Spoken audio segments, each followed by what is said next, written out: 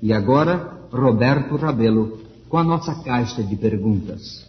A nossa primeira pergunta vem-nos do Rio de Janeiro. Há fundamento para a ideia de que o hábito de fumar é causa de câncer do pulmão? Na sua edição de 15 de fevereiro de 1962, o Manchester Guardian Weekly continha um artigo do correspondente científico João Maddox em que se lê: entre as doenças fatais que cobram contínuo e substancial tributo de vidas humanas, o câncer do pulmão retém e, na verdade, continua reforçando o seu destacado lugar. As mais recentes estatísticas mostram que, em 1960, 22 mil pessoas morreram de câncer do pulmão na Inglaterra e Gales. A possibilidade é que umas 18 mil dessas pessoas ainda estariam vivas, não fora o hábito de fumar, pois embora os casos de morte por câncer do pulmão continuem aumentando, também aumenta constantemente a convicção de que o fumar é a principal causa do câncer do pulmão, pelo menos em sociedades como a britânica. As Escrituras declaram: acaso não sabeis que o vosso corpo é santuário do Espírito Santo?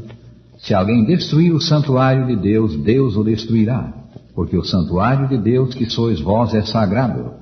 1 Coríntios 6, 19 e 3, 17. Notemos isto: o nosso corpo é sagrado e é ofensivo a Deus danificá-lo. O fumo é um dos piores venenos que se conhecem. Afeta o sistema nervoso e, evidentemente, causa câncer do pulmão. Um ouvinte de Uruguaiana, Rio Grande do Sul, escreve nos perguntando: como se explica aquela passagem em que Elias pediu a Deus que a alma do menino morto tornasse a entrar nele e ela entrou? Não indica isso que a alma é imortal? O que o consulente menciona acha-se relatado em 1 Reis 17, 21 e 22. A palavra do original hebraico aí encontrada e que foi traduzida como alma é nefesh. Essa palavra ocorre mais de 700 vezes no Velho Testamento e é traduzida variadamente como alma, criatura, pessoa, vida, cadáver, hálito ou fôlego. A tradução mais apropriada é vida, e assim foi ela traduzida 119 vezes.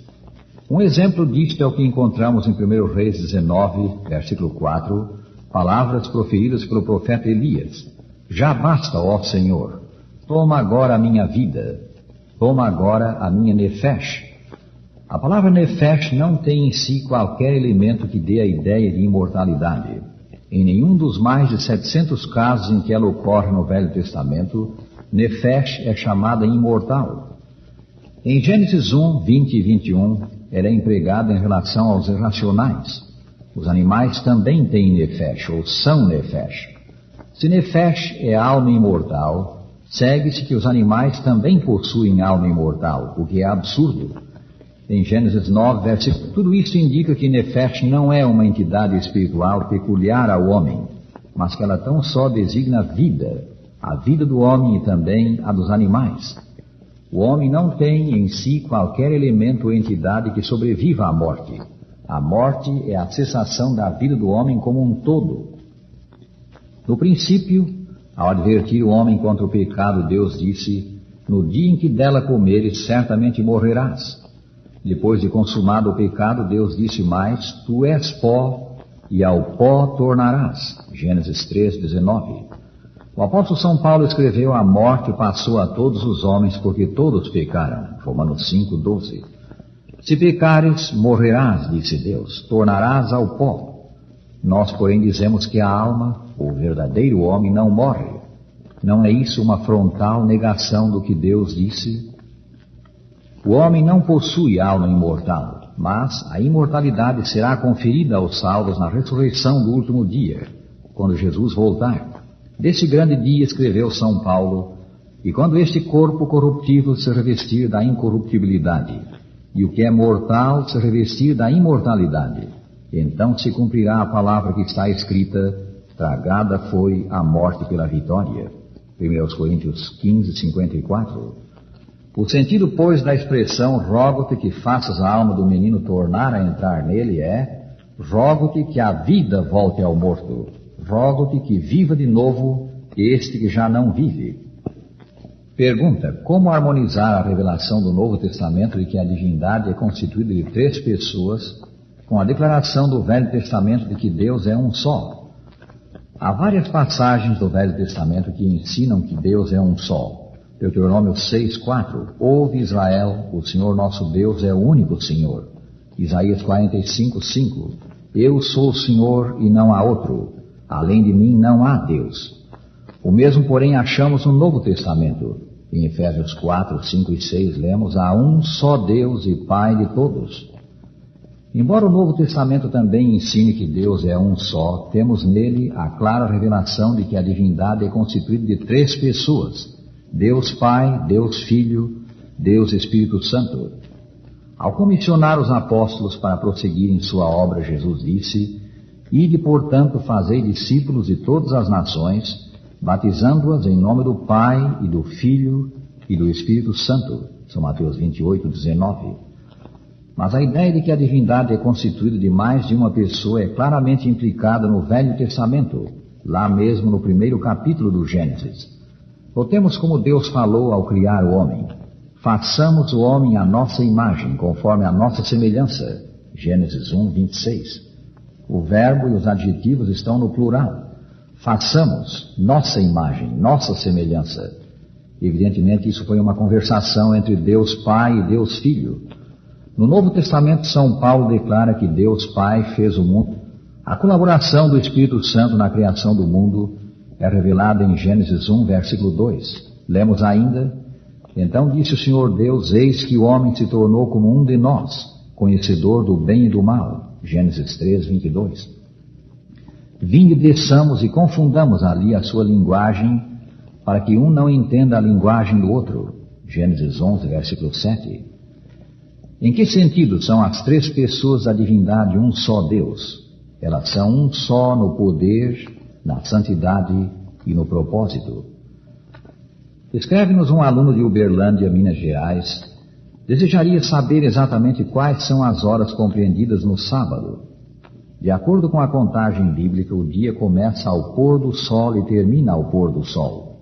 O sábado, pois, começa na sexta-feira ao pôr do sol e termina 24 horas depois no seguinte pôr do sol. Em Levítico 23:32 lemos: de uma tarde à outra celebrareis o vosso sábado. Em Recife pergunta uma aluna por que Jesus comparou os nossos dias com os dias de Noé. Evidentemente por 2 razões. Tanto a geração à qual Noé pertenceu, como a geração do tempo do fim, a atual geração, distinguem-se pelos seus grandes pecados. Quanto à primeira está escrito: a terra estava corrompida à vista de Deus e cheia de violência. Viu Deus a terra e eis que estava corrompida, porque todo ser vivente havia corrompido o seu caminho na terra. Gênesis 6, 11 e 12. Quanto à última foi profetizado: e por se multiplicar a iniquidade, o amor se esfriará de quase todos. São Mateus 24, 12. Uma das mais notáveis características da atual geração é a sua grave condição moral demonstrada na desonestidade, na lassidão de atitude de um sexo para com outro, no alarmante aumento dos divórcios e desquites, na onda de crimes que varre a terra. A outra razão é o não reconhecimento da aproximação do fim. Os antediluvianos não tomaram a peito as advertências do céu, a mensagem de Deus por Noé anunciando o dilúvio.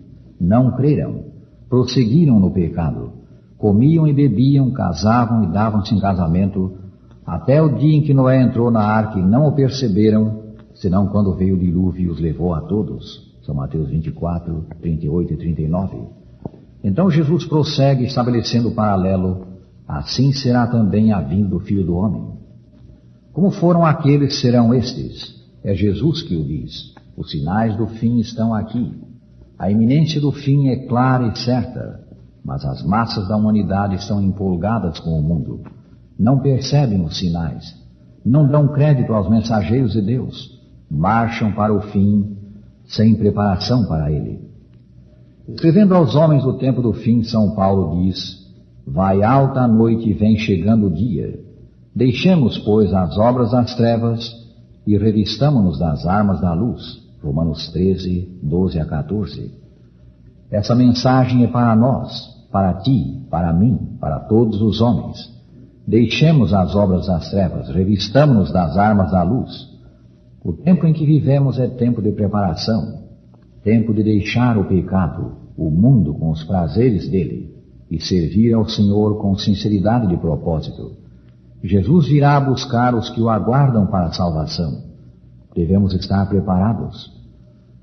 Prezados amigos, conceda a Deus que aprendamos o passado, que entendamos os sinais dos tempos e nos preparemos para o fim, para o encontro com o Senhor na sua volta, para a entrada no seu reino de glória.